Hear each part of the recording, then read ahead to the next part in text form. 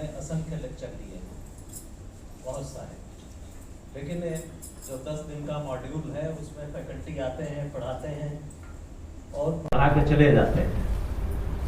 तो होता क्या है कि हमारी मेमोरी बड़ी कमज़ोर होती है। धीरे धीरे अभी तो चीज़ें वो सब याद रहेंगी और धीरे धीरे वो सब चीज़ें भूल जाते हैं, है ना। क्योंकि जिससे स्वीकार्यता परीक्षण होगा। तो 4.2 का हमने देखा पहले कि अभिलेखों का एक भाग होनी चाहिए जो सूचना मांगी गई है। 4.2 खा के 6 पार्ट हैं, वो जल्दी जल्दी आपको बता देते हैं। पहला हमने देख लिया था, ऐसी सूचना का मांगा जाना अंतर्वलित नहीं होना चाहिए जिसको मेंटेन करना आपके किसी अधिनियम, नियम या विनियम में अपेक्षित न हो।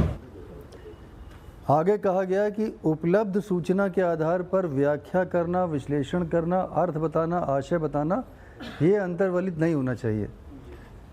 आपसे ये अपेक्षित नहीं है कि आप उपलब्ध सूचना के आधार पर आशय बताएं, अर्थ बताएं, व्याख्या करें कि इसका आशय क्या है, अर्थ क्या है, ये सब आप नहीं करेंगे।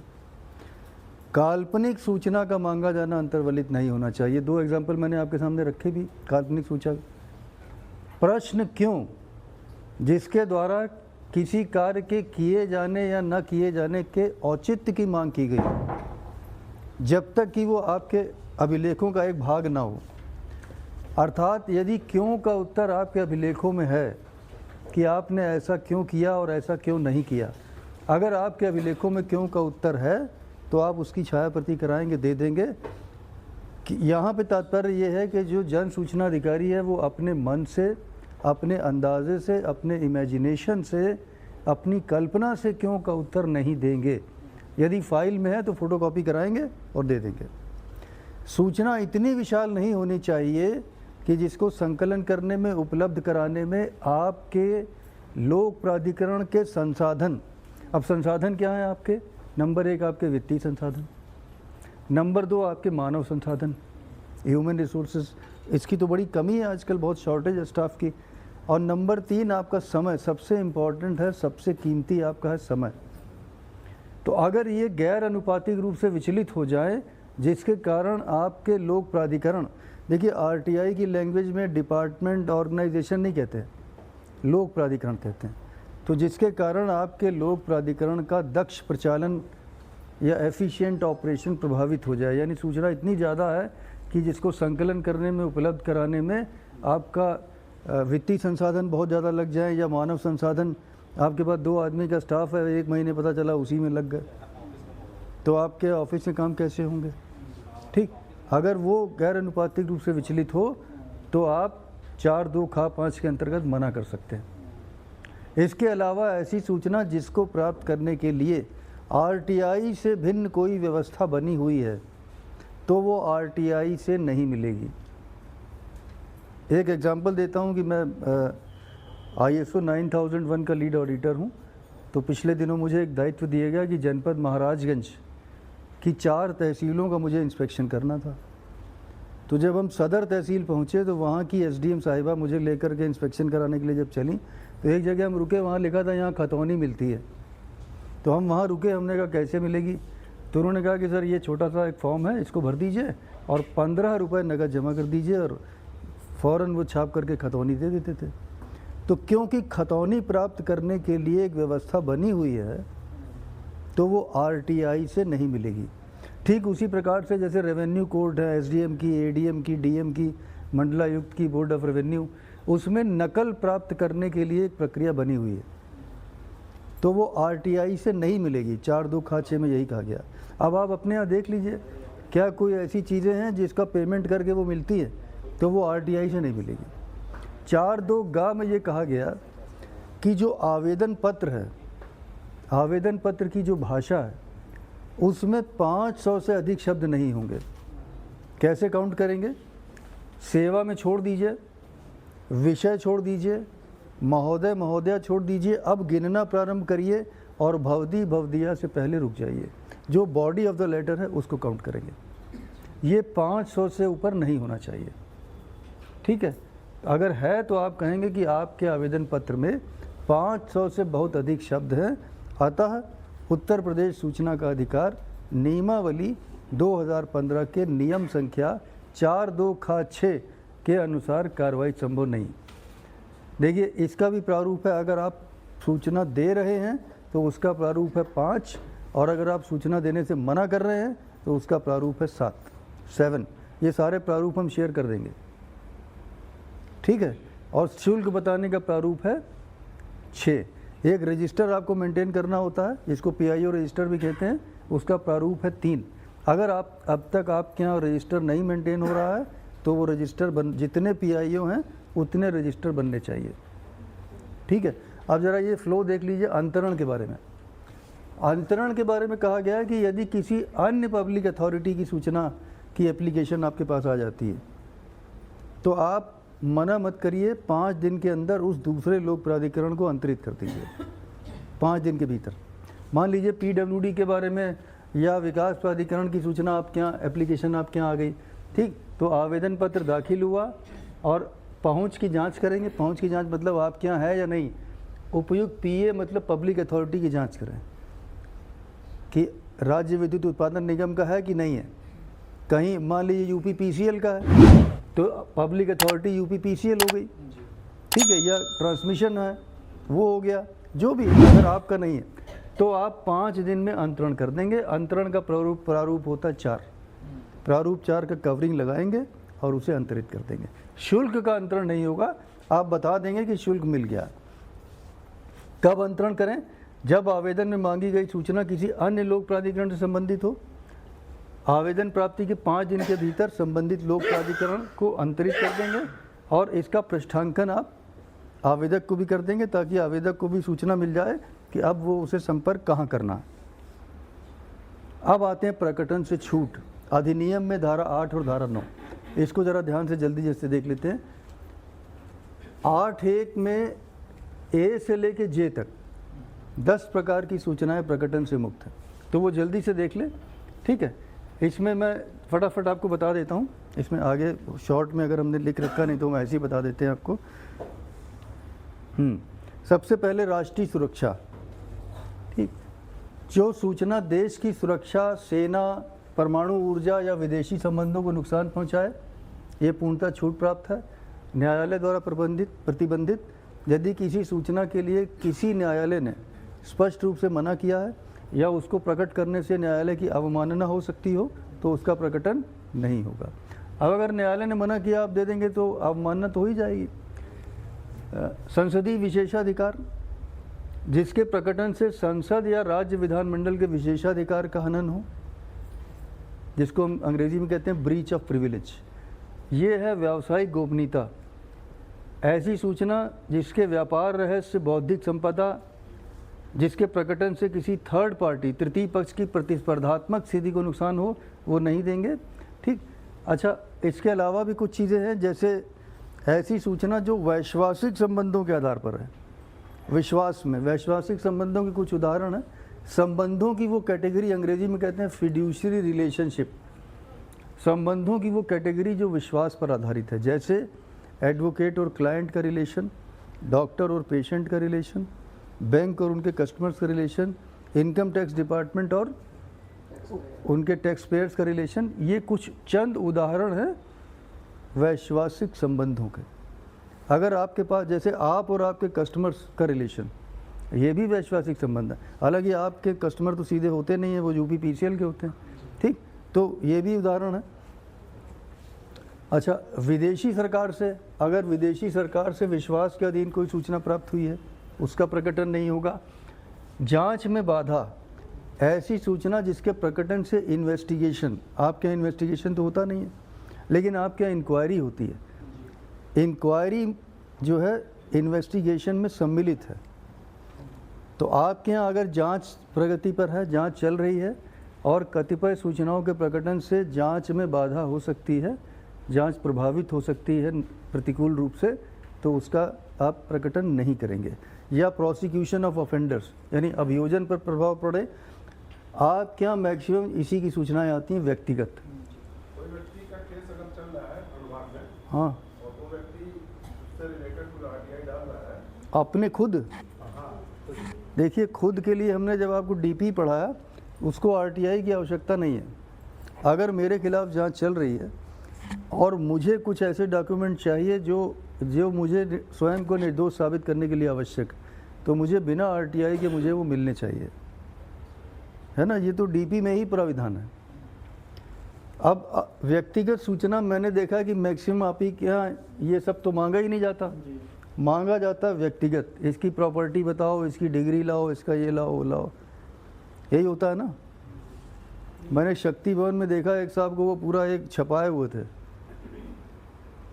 एप्लीकेशन वाली सब, वो पूछते ये कौन है, एक्सियन है, लिख दिया नाम, उसकी संपत्ति बताओ, ये कौन है, ये यही है, इसकी संपत्ति बताओ। ये ऐसे आपके यहाँ लोग घूमते हैं, है ना, है कि नहीं है। पीसीएल में ज़्यादा है, यूपी पीसीएल वालों के पीछे ज़्यादा पड़ते हैं, आपके पीछे कम पड़ते हैं, उनके पीछे ज़्यादा पड़ते हैं। ठीक, एनीवे उसमें ये व्यक्तिगत वाले में इसमें क्या हुआ है, अभी तक व्यक्तिगत सूचना दो प्रकार की होती थी। नंबर एक, जिनका किसी पब्लिक एक्टिविटी से संबंध है, लोक क्रिया से, और नंबर दो, जिसका किसी पब्लिक एक्टिविटी से संबंध नहीं है, तो वो ये माना जाता था कि ये निजता में अवांछनीय हस्तक्षेप है। सर आपका नाम क्या? रमेश यादव। रमेश जी हैं ये। अब किसी ने कहा कि Shri Ramesh ji UP power corporation limited में अमुक पद पे अमुक कार्यालय में कार्यरत है, अभिलेखों के अनुसार इनकी धर्मपत्नी का नाम क्या है। भाई ये भी सूचना है, और अभिलेखों में लिखा है, इन्होंने नॉमिनेशन किया है, लिखा है ना, और इन्होंने एफिडेविट दिया है कि मेरे केवल एक पत्नी है। एफिडेविट तो सबने दिया है ना, कि नहीं दिया? नहीं दिया। एफिडेविट तो या तो आप कहते हैं कि मेरा विवाह नहीं हुआ है, दो बातें लिखनी होती हैं, और अगर हुआ है तो आपको बताना है कि मेरी केवल एक विधिक पत्नी है। कंडक्ट रूल में प्रोविज़न है, कंडक्ट रूल में प्रोविज़न है कि कोई सरकारी सेवक पुरुष जिसकी एक जीवित पत्नी है विधिक, वो दूसरा विवाह नहीं कर सकता। और महिला अधिकारियों के लिए भी है कि कोई महिला कार्मिक ऐसे किसी पुरुष से विवाह नहीं करेंगी जिनके पहले से एक जीवित पत्नी है। इसमें पर्सनल लॉ भी वो आएगा क्या? पर्सनल लॉ कुछ भी कहता हो, वो कर सकते हैं? नहीं, उसमें ये कहा गया उसके लिए सरकार से परमिशन लेनी होगी, और परमिशन मिलेगी नहीं। क्यों नहीं मिलेगी ये भी बता देता हूँ। परमिशन के लिए जब एप्लीकेशन आएगी वो कहेंगे एसओपी लाओ। एसओपी स्टैंडर्ड ऑपरेटिंग प्रोसीजर क्या है इसका, एसओपी कोई है ही नहीं, तो परमिशन तो मिलेगी नहीं, ये तो पक्का है। तो एक ही होनी चाहिए, ठीक। और मतलब दोनों, इसमें मैंने एक ही चीज़ देखी आज तक। इसका मतलब क्या हुआ कि वो व्यक्ति फिर सरकारी नौकरी के लिए अयोग्य हो जाता, तो इसलिए इसमें एक ही दंड मिलता है। सर जो लिविंग वाला चल रहा है काम, हैं? लिविंग वाला वो क्या सवाल है? लिव इन वाले में आपका प्रश्न अच्छा है और वैलिड प्रश्न है, ऐसा नहीं है। देखिए ऐसा है कि यूपी में एक मामला आया, उसमें मैरिज प्रूव नहीं हुई इलाहाबाद हाई कोर्ट में, तो कोर्ट बिल्कुल चूल से चूल भिड़ा के चल रहा था, तो उसमें विवाह सिद्ध नहीं हुआ, तो कोर्ट ने कहा सेकंड मैरिज नहीं हुई, तो कोर्ट ने उसको बरी कर दिया। लेकिन राजस्थान में सेम मामला आया। देखिए अलग अलग हाई कोर्ट्स के अलग अलग निर्णय आते हैं ना। मैंने 1000 से अधिक जजमेंट्स का अध्ययन किया। राजस्थान में एक मामला आया, उसने कहा कि साहब ऐसा है, उसने उसके बदले दूसरे पे ले लिया, मतलब दूसरा विवाह के बदले उसने कंडक्ट रूल में दूसरे रूल पे चला गया। वो उसने कहा कि ये इसका जो आचरण है ये एक सरकारी सेवा के आचरण से अपेक्षित आचरण से भिन्न है, ठीक। और उसने मॉरलिटी के ग्राउंड यूपी वाले में नहीं लिया, और उसने कहा कि इसका क्योंकि सरकारी सेवक एक समाज के सामने आदर्श होता है, तो वहाँ पे उन्होंने डिसमिस कर दिया राजस्थान में।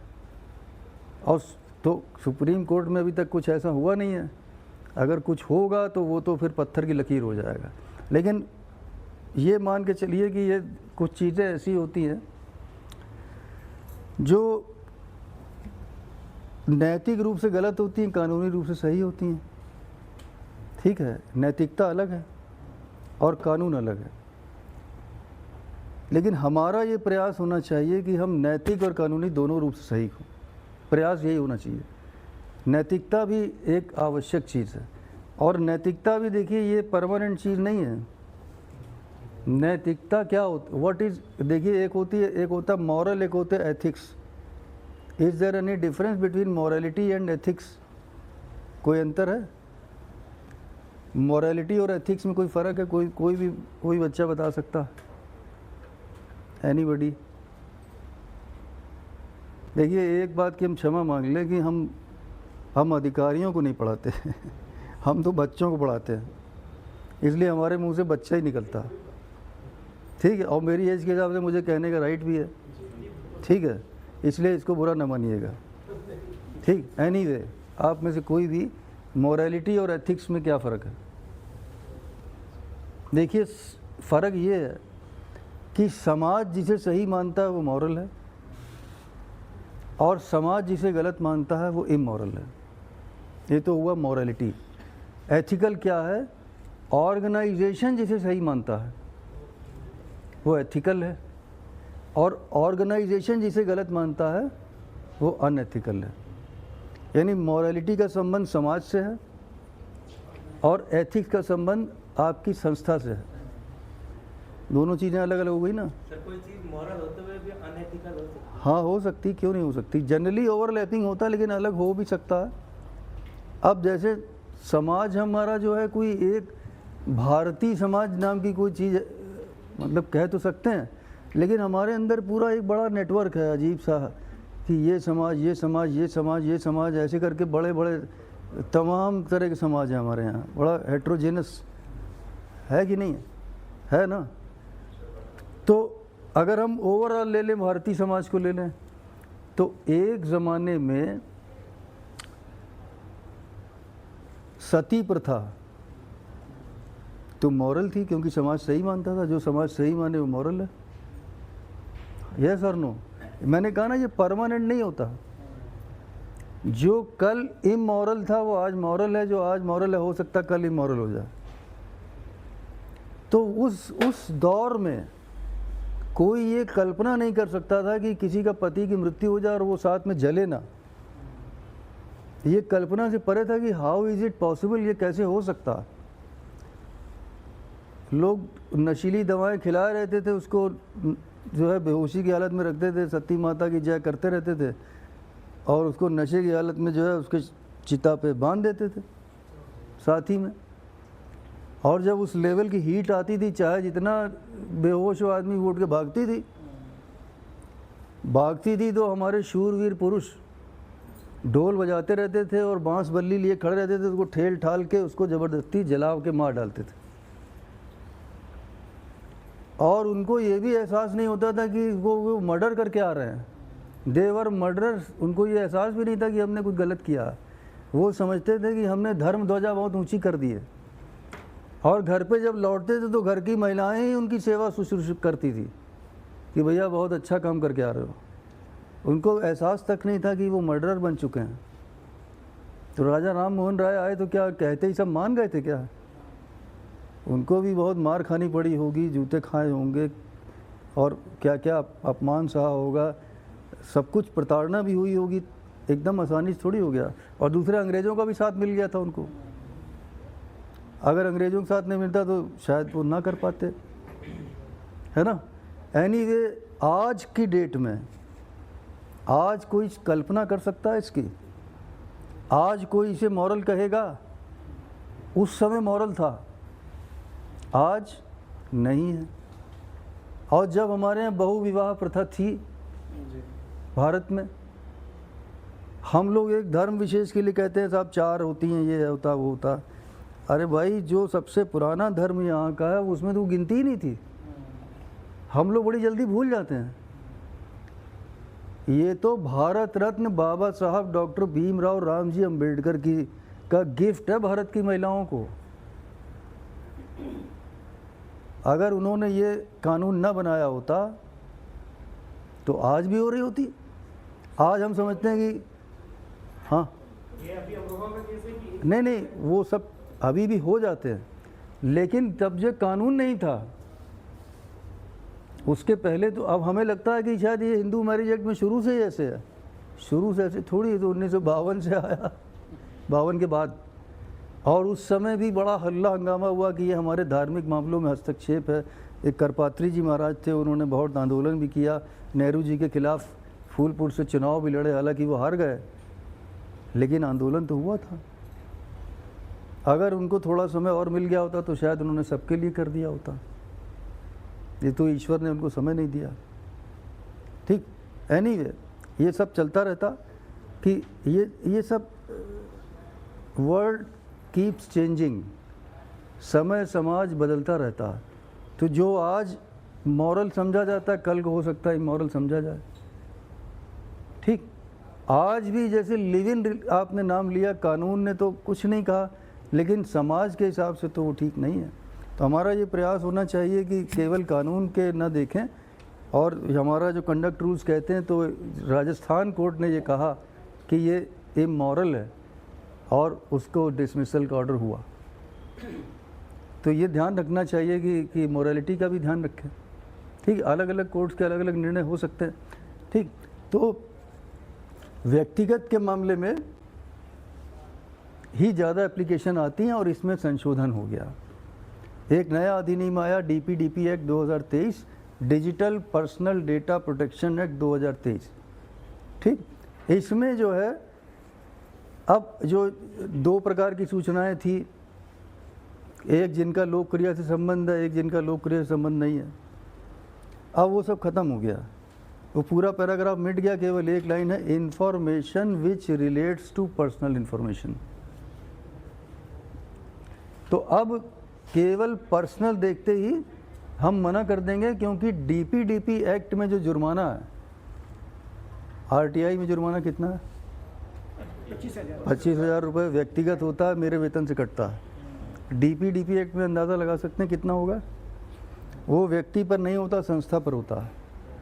DPDP एक्ट में डेटा ब्रीच पर जुर्माना, पर्सनल डेटा पर, एनीबडी है 50, हज़ारों में तो बात ही मत करिए।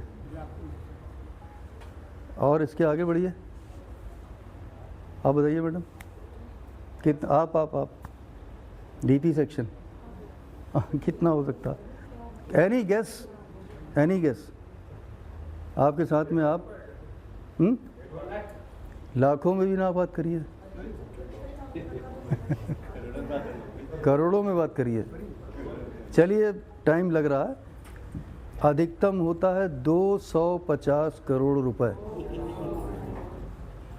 ये डेटा ब्रीच पर है।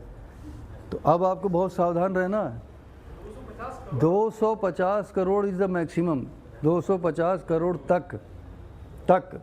अच्छा, मेरी वजह से 1 ही करोड़ लग गया, 1 ही करोड़,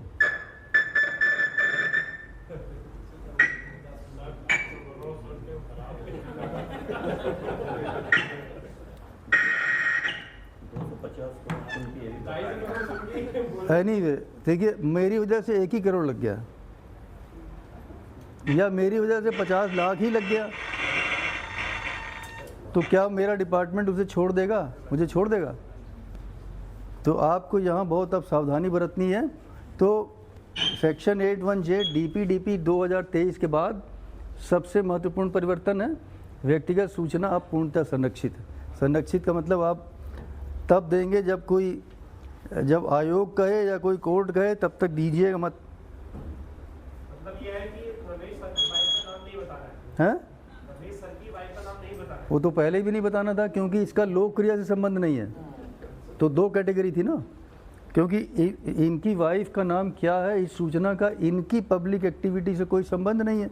तो वो तो पहले भी ये इनकी निजता में अवांछनीय हस्तक्षेप है, ये नहीं बताना चाहते, हम पूछना चाहते हैं, ये नहीं बताना चाहते हैं।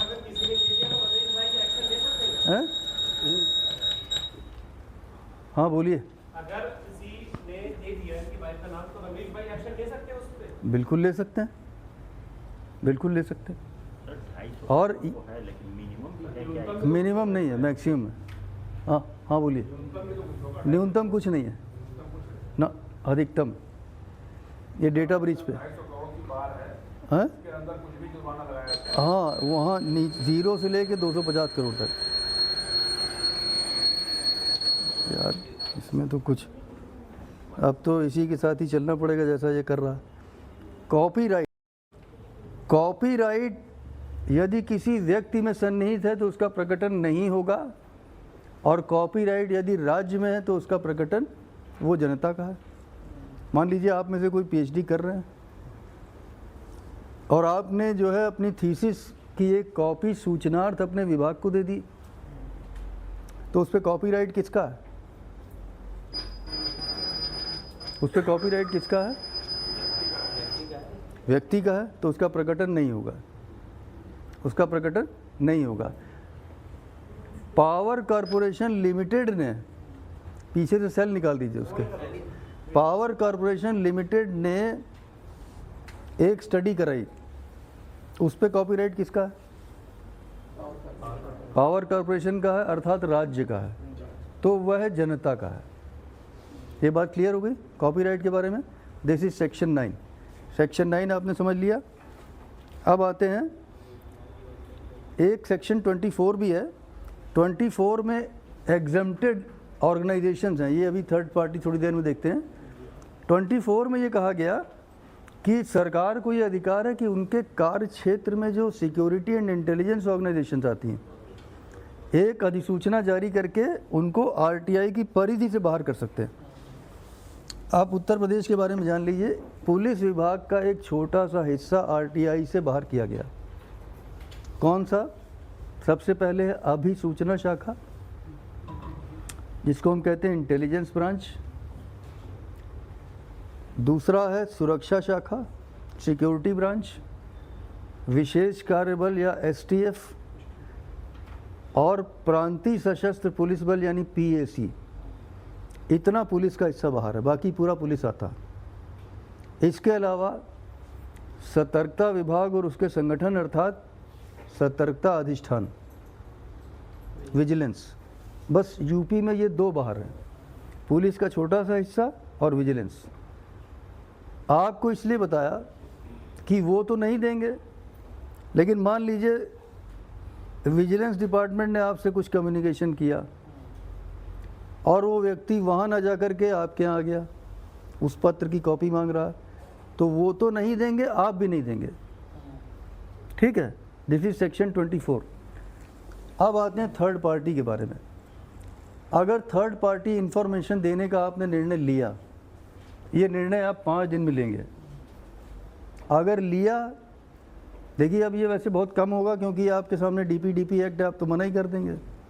अगर लेकिन फिर भी लिया किसी की निजी सूचना देने का निर्णय, तो आप 5 दिन में निर्णय लेंगे कि देना है कि नहीं देना। उसके बाद अगर आपने देने का निर्णय लिया तो आप एक नोटिस देंगे फॉर्मेट नंबर 9 पर थर्ड पार्टी को कि आपकी सूचना जो हमारे अभिलेखों में है, जिसे आप गोपनीय मानते हैं, इसे प्रकट करने का निर्णय ले लिया। पत्र प्राप्ति के 10 दिन के भीतर बताइए, अगर आप कुछ कहना चाहते हैं तो कह सकते हैं।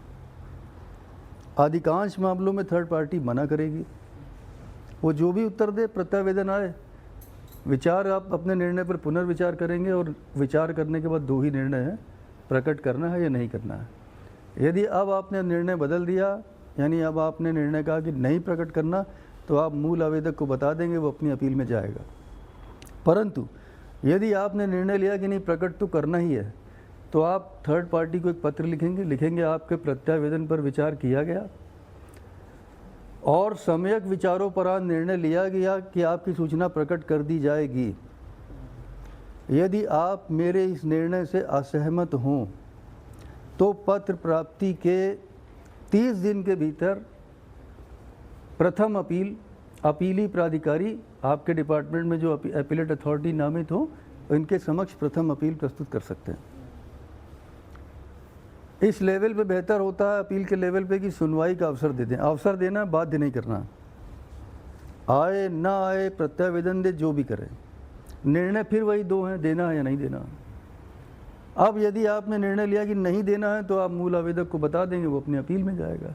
परंतु यदि आपने निर्णय लिया कि नहीं प्रकट तो करना ही है, तो यहाँ भी आप प्रकट करेंगे नहीं, क्योंकि आपके इस निर्णय के विरुद्ध थर्ड पार्टी को अगले 30 दिन में सूचना आयोग में सेकंड अपील करने का राइट है, और ये राइट आपको देना है।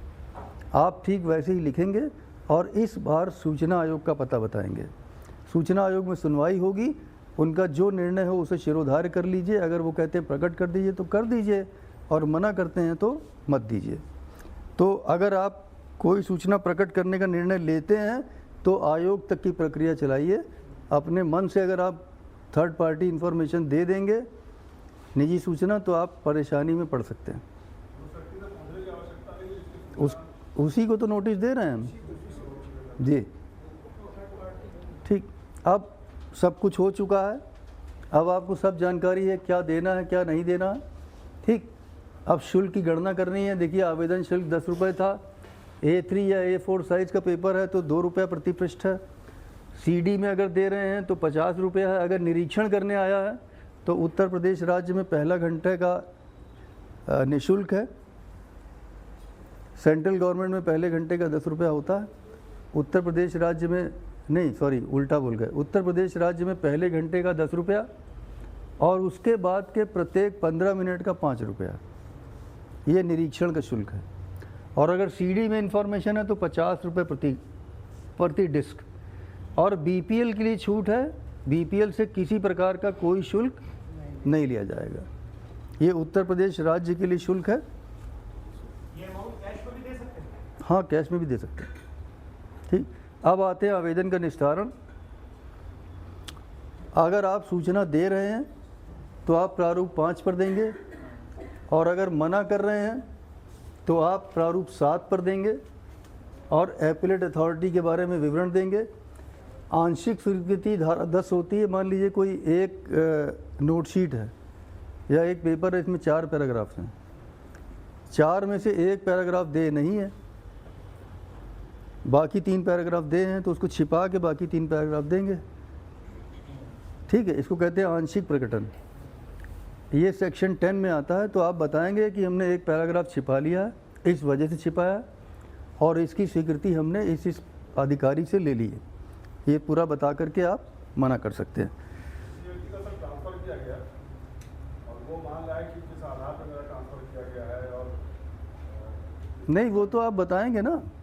देखिए, अगर मान लीजिए UP PCL का आपके पास आ गया तो आप UP PCL के जन सूचना अधिकारी को लिखेंगे कि जो सूचना मांगी गई है इसकी विषय वस्तु आपके कार्यों के अधिक निकट है, इसलिए आवेदन पत्र मूल रूप में इस आशय से भेजा जा रहा है कि कृपया इसका निस्तारण अपने स्तर से करें।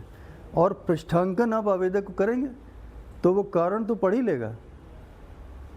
नोटिंग की लोग कॉपी मांग लेते हैं कि ट्रांसफर वगैरह किस आधार पर किया गया। नोटिंग में सेम चीज़ तो आएगी, उसमें आप नोटिंग में इतना ही लिखना है कि जो ये पूछा गया है इसकी विषय वस्तु UP PCL के कार्यों के अधिक निकट है, इसलिए उचित उत्पादन का ही है। तब कहाँ का, तब ट्रांसफर थोड़ी होगा।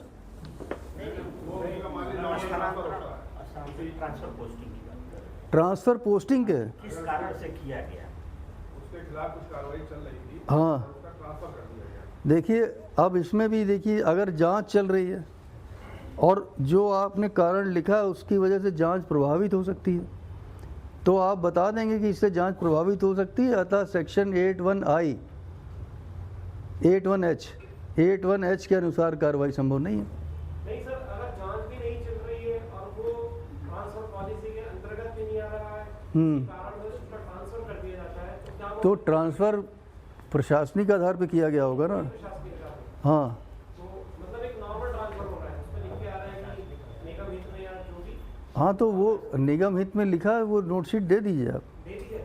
और सर अगर मना करते हैं तो वैलिड रीज़न होना चाहिए। देखिए, आप थंब रूल समझ लीजिए। देखिए, थंब रूल समझ लीजिए। थंब रूल ये है कि 10 घड़े हैं, 10 घड़े, 10 क्वेश्चन हैं। तो जैसे मैंने सेक्शन 8(1) से लेके J तक बताया, तो आप सबसे पहले पूछिए, यही ट्रांसफ़र पोस्टिंग के बारे में एक एप्लीकेशन है, तो आपने पूछा क्या इससे देश की सुरक्षा, एकता, अखंडता पे खतरा है? आप ही उत्तर देते जाइए। नहीं है, आगे बढ़िए। क्या इसे देने से किसी न्यायालय ने मना किया है? क्या इसको देने से संसद या राज्य विधानमंडल के विशेषाधिकार का हनन है? क्या इसको देने से किसी थर्ड पार्टी की कॉम्पिटिटिव पोजीशन खतरा है? क्या ये वैश्वासिक संबंधों के आधार पर है? नहीं। ऐसे ही आप 10 क्वेश्चन करेंगे, अगर सब में नहीं नहीं आता है तो इसका मतलब आपको देना है, और जिस जगह हाँ आ गया वो धारा लगेगी। सीधा सीधा थंब रूल है, ठीक है, बिल्कुल सिंपल है। हाँ, तो आपका सवाल वैलिड है, ठीक। अच्छा, अब आगे बढ़ते हैं। अपील प्रक्रिया, अपील प्रक्रिया देख लें। प्रथम अपील देखिए कैसे होता है। सबसे पहले मूल आवेदन आया, मूल आवेदन के बाद फर्स्ट अपील। फर्स्ट अपील 30 दिन के भीतर होगी, यानी अगर आवेदन पर उत्तर नहीं मिला और 30 दिन बीत गए तो इसको माना जाता है डीम्ड रिफ्यूज़ल, अर्थात ये माना जाएगा कि आपने सूचना देने से मना कर दिया। अगर ऐसा है तो उसके अगले 30 दिन में फर्स्ट अपील हो सकती है डिपार्टमेंट लेवल के एपीलेट अथॉरिटी या अपीली प्राधिकारी को। और अगर 5वें दिन ही उत्तर मिल गया लेकिन नागरिक उससे असंतुष्ट है तो उसके अगले 30 दिन की गणना ऐसे होगी, ठीक है। फर्स्ट अपील, प्रथम अपील का निस्तारण 30 दिन में होना चाहिए। प्रथम अपील का निस्तारण 30 दिन के भीतर होना चाहिए, ठीक है। और अगर कुछ विशेष अवसरों पर या कोई ऐसे सरकमस्टांसेस आ गए तो 15 दिन का अतिरिक्त समय ले सकता है विशेष परिस्थितियों में। और अगर अतिरिक्त समय लिया है तो अपने स्पीकिंग ऑर्डर में, निस्तारण का जो ऑर्डर होगा स्पीकिंग ऑर्डर होगा अपीली प्राधिकारी का, उसमें विलंब के कारणों का स्पष्ट उल्लेख करना होगा। अगर 30 दिन में निस्तारण नहीं होता और ये भी नहीं आता कि हम विशेष 15 दिन हमें चाहिए, तो अगले 90 दिन में सेकंड अपील सूचना आयोग में होती है। 90 दिन में, हाँ 90 दिन के अंदर, 90 दिन में का मतलब अंदर। अगर चौथे दिन ही निस्तारण हो गया प्रथम अपील का तो उसके अगले 90 दिन, 90 दिन की गणना समझ गए ना। अरे ये 30 दिन व्यतीत हो गए, अगले 90 दिन, चौथे दिन ही निस्तारण हो गया, नागरिक असंतुष्ट है तो उसके अगले 90 दिन, ठीक। आयोग जाने के 2 रास्ते हैं। पहला रास्ता तो अपील है और दूसरा रास्ता है शिकायत। शिकायत होती धारा 18 में, अपील होती धारा 19 में। शिकायत बिना फर्स्ट सेकंड अपील किए, बिना कोई अपील किए सीधे हो सकती है आयोग जाने में। इसके कुछ ग्राउंड्स हैं, जैसे पीआईओ नामित नहीं है, या अनाप शनाप शुल्क बताया गया, डराया धमकाया गया, ठीक है, या उसके साथ दुर्व्यवहार किया गया, तो ये ग्राउंड्स बनते हैं जिसमें आवेदक सीधे आयोग में शिकायत कर सकता है, ठीक है। अब ये दोनों चीज़ें जो हैं आयोग में, सेकंड अपील या शिकायत, अब ये केवल ऑनलाइन ही होती है, ऑफलाइन बंद हो गई है। लास्ट वाला इसकी भी कोई समय सीमा है क्या? किसकी शिकायत? शिकायत तत्काल हो सकती, तत्काल। कब तक वेट करेगा वो, ठीक है? वो तो 90 दिन है, 90 दिन के भीतर है, लेकिन शिकायत, लेकिन ग्राउंड्स वो होने चाहिए, ठीक है। अब देखिए सेकंड अपील जो सूचना आयोग में होती है ये केवल और केवल ऑनलाइन होगी, ऑफलाइन नहीं होगी, ऑफलाइन बंद हो चुकी है।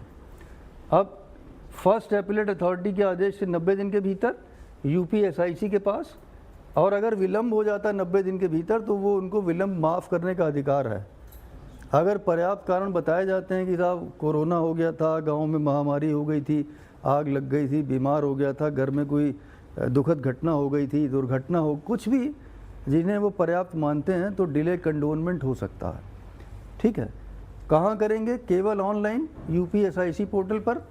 ये क्या, इनकी शक्तियाँ क्या हैं? इंफॉर्मेशन कमीशन की सूचना देने का आदेश दे सकते हैं, जुर्माना लगा सकते हैं, कॉम्पनसेशन भी दिला सकते हैं, क्षतिपूर्ति। एसआईसी का निर्णय सिविल न्यायालय के समान होता है। इनकी शक्तियाँ क्या है, निर्णय बाध्यकारी है। हाँ, उच्च न्यायालय में आप रिट में जा सकते हैं। ये कहा गया है कि सूचना आयोग के निर्णय के विरुद्ध अपील भारत के किसी न्यायालय में नहीं हो सकती, लेकिन जो आपका संवैधानिक अधिकार है 226 में, उसमें आप रिट ज्यूरिसडिक्शन में जा सकते हैं। ठीक, ये हमने इनकी वेबसाइट दे दी है www.upsic.gov.in। इसी पर होगी सेकंड अपील भी और इसी पर शिकायत भी होगी। देखिए फ्लो देख लीजिए ऑनलाइन प्रक्रिया का। देखिए सबसे पहले क्या करेंगे, आप अपना एक अकाउंट बनाएंगे। जैसे आप उससे सामान मंगाते हैं ना, अमेज़ॉन से, ब्लिंकिट से, ज़ोमैटो से मंगाते हैं ना, सबसे पहले क्या किया था, सबसे पहले अपना अकाउंट बनाया, रजिस्ट्रेशन किया। अब उसके बाद बार बार उसी से मंगाते हैं। तो यहाँ भी सबसे पहले आप अपना एक अकाउंट बनाएंगे, रजिस्ट्रेशन कराएंगे। ठीक है, ये आपके क्रेडेंशियल मांगेगा, नाम, ईमेल आईडी, मोबाइल नंबर, फिर एक आपको OTP आएगा, उसके बाद आपका खाता बन जाएगा। उसके बाद आप जो है उसमें जो भी दस्तावेज है PDF बना के अपलोड करेंगे। क्या क्या करेंगे अभी नीचे देखते हैं। अपलोड करेंगे और जो ऑनलाइन फॉर्म में भरेंगे, उसके बाद सबमिट करेंगे और फिर अपनी पोजीशन ट्रैक कर सकते हैं कि अभी मेरा कहाँ पर है। जैसे आप उसमें ट्रैक करते हैं अमेज़ॉन में कि वहाँ से निकल गया और यहाँ है आउट फॉर डिलीवरी, है ना, वैसे यहाँ भी ट्रैकिंग का व्यवस्था है। तो पंजीकरण तो ये upsic.gov.in पे होगा, मोबाइल नंबर, ईमेल से पंजीकरण होगा। आवेदन भरेंगे ऑनलाइन, PIO का विवरण, फर्स्ट एपलेट अथॉरिटी का आदेश, अपील का आधार, दस्तावेज क्या करेंगे, जो मूल आवेदन था उसका PDF बनाएंगे, अपलोड करेंगे। PIO का जो उत्तर आया, PIO के उत्तर को भी आप स्कैन करेंगे, PDF बनाएंगे, अपलोड करेंगे। फर्स्ट एपलेट अथॉरिटी का आदेश PDF में करेंगे और उसके बाद आप ट्रैकिंग कर सकते हैं। ठीक है, पोर्टल तो अब आपको याद ही हो गई होगी, इसी पोर्टल पर जाके करेंगे। शिकायत कब और कैसे होंगी, इसकी ग्राउंड है धारा 18 में, PIO नियुक्त नहीं है, आवेदन अस्वीकार हो गया, PIO ने आवेदन लेने से मना कर दिया, अनुचित शुल्क बताया, अधूरी या गलत सूचना या पहुंच तक मना। अंतर क्या है, अंतर ये है कि शिकायत में प्रक्रियागत उल्लंघन के लिए आप जाते हैं कि प्रोसीजर फॉलो नहीं हो रहा एक लाइन में। और सेकंड अपील क्या है, निर्णय से असंतुष्ट है। फर्स्ट अपील के निर्णय से असंतुष्ट है इसलिए गए। अब अंत में देख लें दंड का प्राविधान। दंड का प्राविधान, PIO की जवाबदेही है, उल्लंघन पर कड़ी कार्रवाई होती है। RTI अधिनियम केवल अधिकार नहीं देता, उल्लंघन पर दंड का भी प्राविधान है। और धारा 20 PIO को जवाबदेह बनाती है। 250 रुपये प्रतिदिन की दर से जुर्माना होता है। उल्लंघन के प्रत्येक दिन के लिए अधिकतम सीमा 25,000 रुपये है, अधिकतम सीमा। ठीक है, एक मामले में अधिकतम इतना हो सकता है। तो दो प्रकार के दंड होते हैं, नंबर 1 जुर्माना 20(1) में, और 20(2) में अगर परसिस्टेंट फेलियर है, जुर्माने के बाद भी सूचना नहीं दे रहे हैं, तो आयोग को यह अधिकार है कि वो मेरे विरुद्ध जो सुसंगत सेवा नियम है, सुसंगत सेवा नियम क्या है, आपकी 2021 के विनियम है DP वाले, उसके विनियम 7 में लिखते हैं कि कार्रवाई की जाए। ये आयोग लिख के भेजता, कहाँ भेजता है, आपके प्रमुख सचिव को। प्रमुख सचिव से फिर नीचे आता है, प्रमुख सचिव या अपर मुख्य सचिव जो भी स्थिति हो, वहाँ जाता है और वहाँ से नीचे आता है। तो आधार क्या है धारा 20 के दंड के आधार, यदि जन सूचना अधिकारी निम्नलिखित में से कोई भी कार्य करे तो SIC दंड लगा सकता है, बिना कारण अस्वीकृति। ठीक, गलत या भ्रामक सूचना देना, सूचना नष्ट करना, मांगी गई सूचना को नष्ट कर दिया जानबूझ करके, बाधा डालना, किसी अन्य तरीके से सूचना तक पहुंच में बाधा डालना, समय सीमा का उल्लंघन।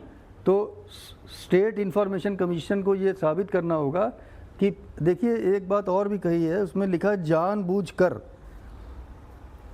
और अगर आवेदक सिद्ध कर देता है कि साहब ये जानबूझकर नहीं किया हमने, विलंब जानबूझकर नहीं हुआ, फाइल खो गई थी, हम ढूंढ रहे थे, है ना, तो अगर वो उनको ये पाते हैं कि ये सब जानबूझकर हुआ है, तब फिर वो दंडित करते हैं। और वो लिखते हैं, उनकी भाषा क्या है कि आपने साशय ये किया, ये लिखते हैं, इसलिए आपको दंडित किया जा रहा है। तो ये भी सिद्ध होना चाहिए आयोग के सामने। अब दंड की राशि आप समझ गए हैं, बस शॉर्ट में लास्ट में देख रहे हैं, 250 रुपये प्रतिदिन, अधिकतम सीमा 25,000 रुपये, 30 दिन में देना है। 2 प्रकार का जुर्माना है। ठीक, अब DPDP अधिनियम हमने आपको बताया। ठीक है, ये digital personal data protection act, ये संशोधन इससे हुआ है इससे आरटीआई के सेक्शन 81J में संशोधन हुआ है, ठीक। और अब ये एक नया संतुलन आ गया। अब निजता के बारे में भी कोर्ट ने कहा है कि right to privacy is also fundamental right. जैसे कि right to know is a personal fundamental right, right to privacy is also fundamental right. अच्छा, कोर्ट ने कई बार ये बताया कि लाइफ क्या है, लाइफ, व्हाट इज़ लाइफ, ठीक है। लाइफ के बारे में भी कोर्ट ने कई बार ये कहा कि लाइफ मीन्स डिग्निफाइड लाइफ। जो डिग्निफाइड लाइफ नहीं है वो लाइफ ही नहीं है, ठीक है। अर्थात जीवन का मतलब है गरिमापूर्ण जीवन। जो जीवन गरिमापूर्ण नहीं है वो जीवन ही नहीं है, ये कोर्ट कह चुका कई बार। तो गरिमापूर्ण जीवन के लिए you need a certain level of privacy, yes और नो। अगर कोई प्राइवेसी ना हो तो आपकी लाइफ डिग्निफाइड या गरिमापूर्ण होगी क्या? नहीं होगी, ठीक है। तो गरिमापूर्ण जीवन के लिए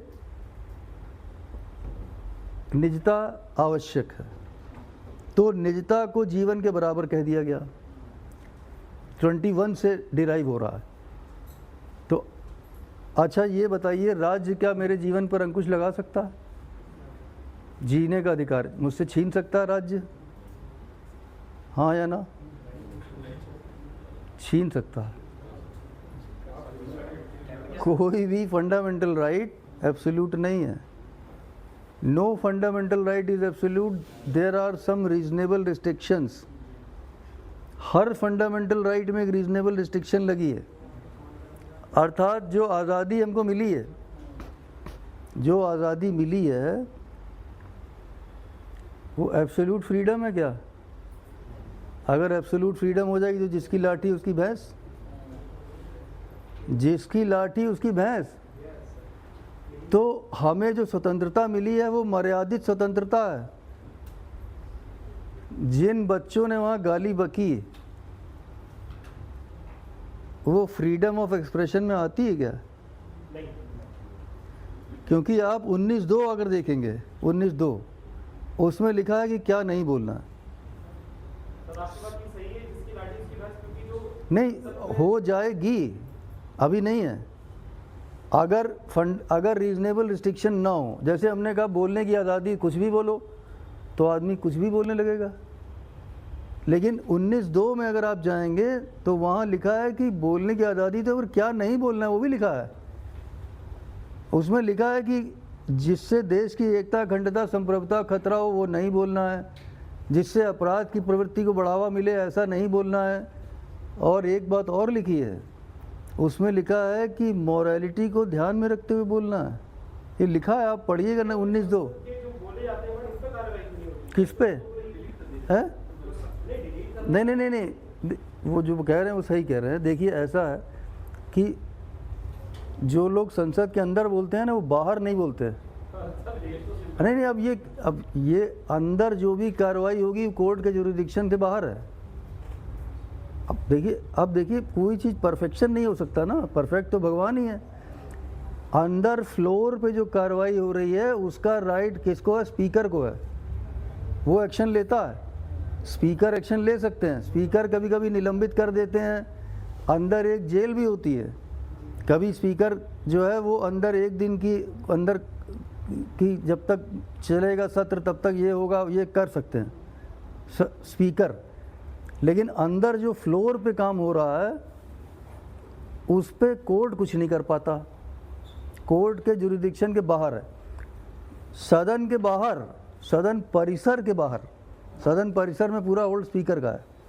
सदन परिसर के बाहर अगर कुछ बोलेंगे तब कोर्ट करेगा, ठीक। तो वो लोग बहुत ध्यान रखते हैं इस बात का। अंदर बोल देते हैं, अंदर क्या करते हैं स्पीकर साहब, उसको एक्सपंज कर देते हैं। वो कह देते हैं कि ये हटा दो, मानो बोला ही ना गया हो। तो वो भी लड़ते हैं कि साहब क्यों हटा रहे हैं? वो कह रहे हैं नहीं हटाओ इसको। तो जो कार्रवाई होती है उसमें उसको एक्सपंज कर दिया जाता है। लेकिन जीवन भर आपको ये पता लगता रहता है, अगर आप पढ़ें उसको तो ये वहाँ पे काला लगा रहता है।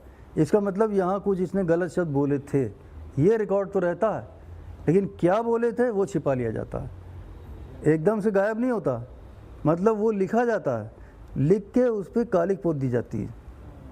ठीक, अर्थात ये आपको पता लगता है कि कुछ कहा गया था, यानी कि आज जो कहा जा रहा है 10 साल बाद अगर आप पढ़ेंगे तो वहाँ पे आपको ब्लैक लगा हुआ मिलेगा।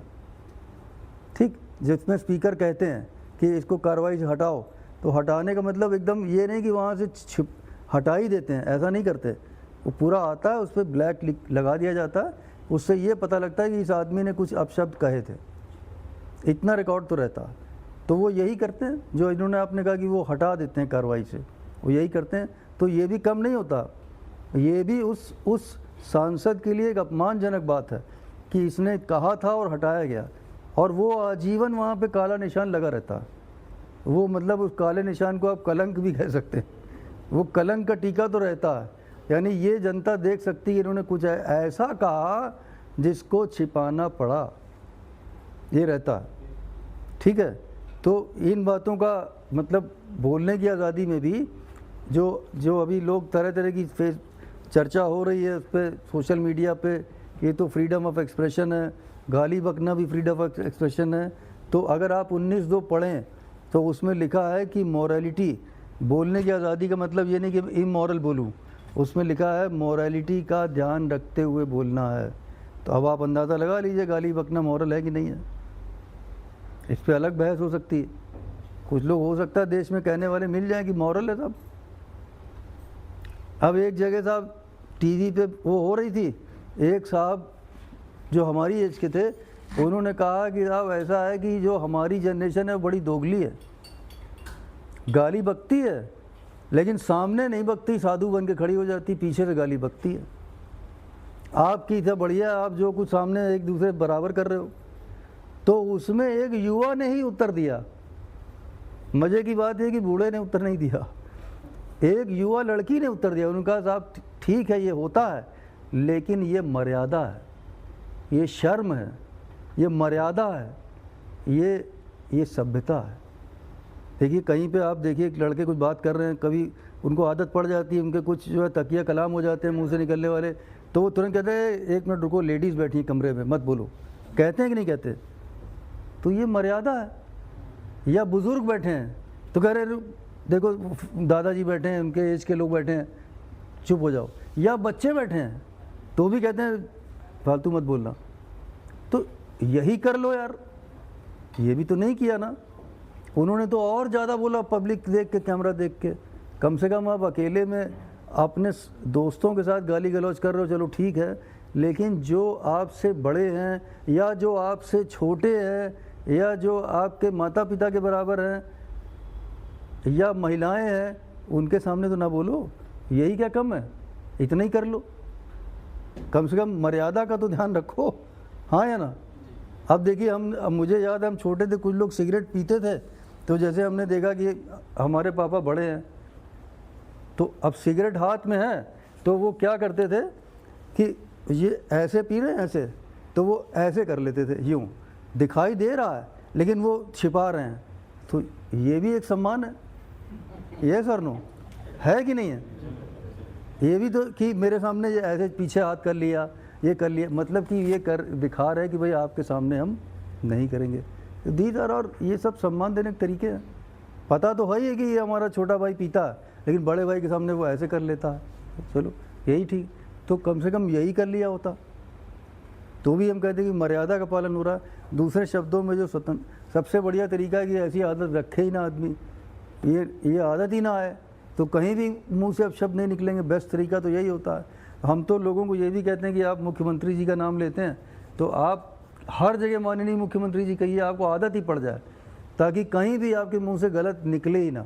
सबसे अच्छा तो वही तरीका होता है कि आपकी प्रैक्टिस ही सही हो, सबसे बढ़िया तो वही है। अगर फिर भी नहीं है तो आप ध्यान रखिए इस बात का, ठीक है।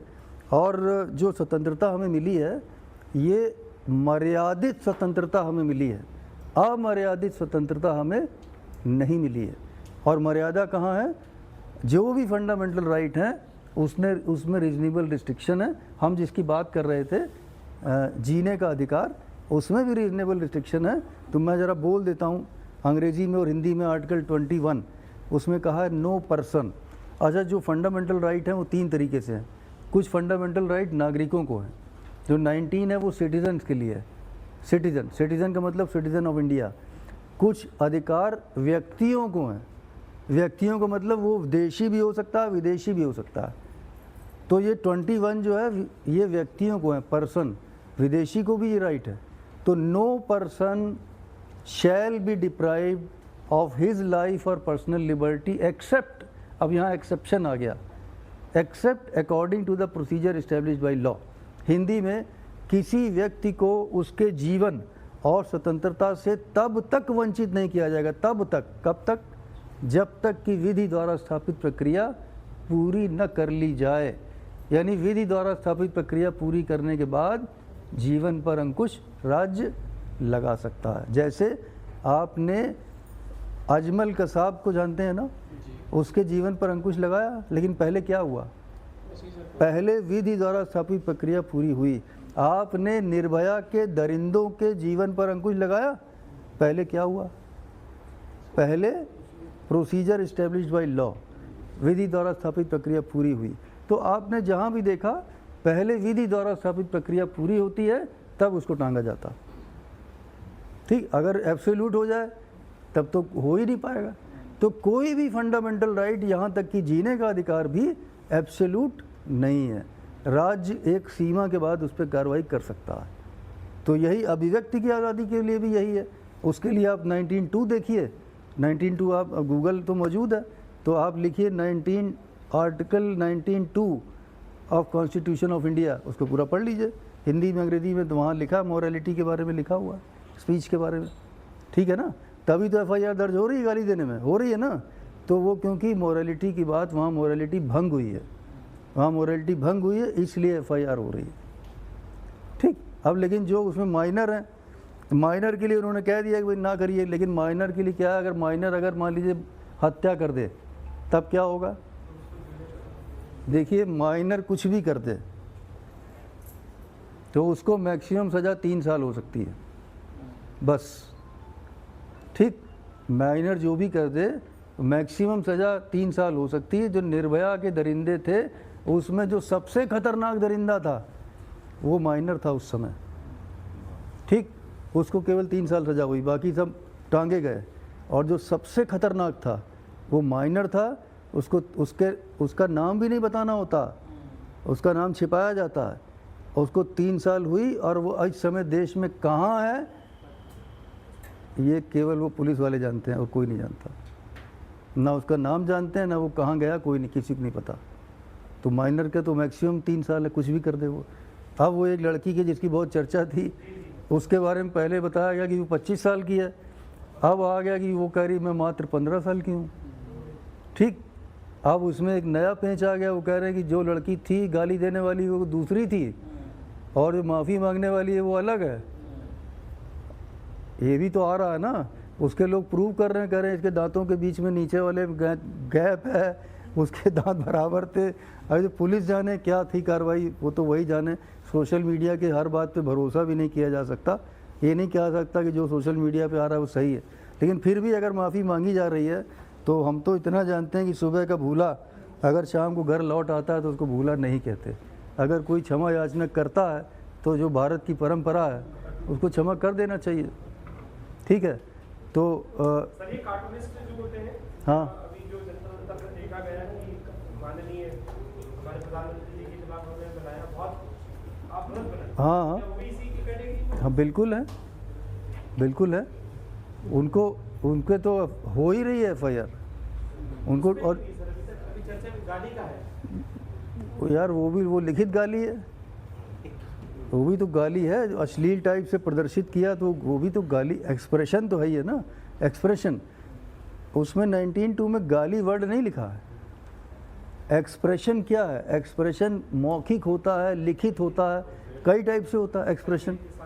हाँ, एक्सप्रेशन अगर मोरालिटी के अगेंस्ट है तो 19(2) तो ये बोलता है, तो एक्सप्रेशन तो है ही है। तो let us see what happens. हाँ, RTI एक्ट में कहीं भी ये प्राविधानिक किया गया है कि कितनी पुरानी सूचना दे सकते हैं? उसमें ये कहा गया है कि जो आपका रिकॉर्ड रिटेंशन शेड्यूल है, आपका मतलब है क्या अनंत काल तक रखेंगे? नहीं, जो रिकॉर्ड डिटेंशन शेड्यूल है उसके बाद वीडिंग होती है। अब हमने देखा है कि अधिकांश कार्यालयों में कोई वीडिंग करता ही नहीं है, ना करके अपनी प्रॉब्लम बढ़ा लेते हैं। अगर वो पूरा एक बाकायदे ऑर्डर होता, आपके यहाँ भी होगा कि ये रिकॉर्ड 5 साल तक रखना है, ये 10 साल, ये 15 साल, 20 साल, 50 साल, 100 साल, ऐसे होता है। देखिए, इसका उत्तर प्रदेश सरकार का 91 का योगेंद्र नारायण साहब का जीओ है, ये आपको प्रशासनिक सुधार विभाग की वेबसाइट पे मिलेगा, अभिलेखों के निर्धारण के संबंध में। और वो 30-40 पन्ने का है ऑर्डर, मतलब एक ऑर्डर है, उसके बाद संलग्नक है कि साहब ये आपकी उपस्थिति पंजिका कितने साल रखी जाएगी, फलाना कितने साल तक रखा जाएगा, वाउचर कितने साल तक रखे जाएंगे, एमबी कितने साल रखी जाएगी, पूरा 30-40 पन्ने का है। ये 91 का है, 91 का ऑर्डर है, ठीक है। इसके बाद आपके यहाँ भी उसके क्रम में आदेश हुआ होगा इंटरनल, राज्य विद्युत परिषद में हुआ। हाँ, वो इंटरनल आपका राज्य विद्युत परिषद का या उत्पादन निगम का होगा। नहीं, उस आपके यहाँ ये हुआ होगा, जहाँ तक नहीं, जहाँ तक मैं समझता हूँ, वो एक तो वही लिखा एग्जैक्टली, एक तो 91 वाला होगा, लेकिन कुछ ऐसे डॉक्यूमेंट होंगे जो 91 में नहीं होंगे, उनके लिए अलग से किया होगा कि 91 वाला तो पूरा लागू होगा, और ये क्योंकि इसमें शामिल नहीं है तो इनके लिए यही है, ऐसा मुझे लगता है। ठीक है, आई होप कि आप सब मेरे साथ जुड़ गए होंगे यूट्यूब पर, और भविष्य में भी हम उसके थ्रू जुड़े रहेंगे। ठीक है, तो ईश्वर चाहेगा तो फिर मिलेंगे। ठीक है, thank you very much, thank you, नमस्कार।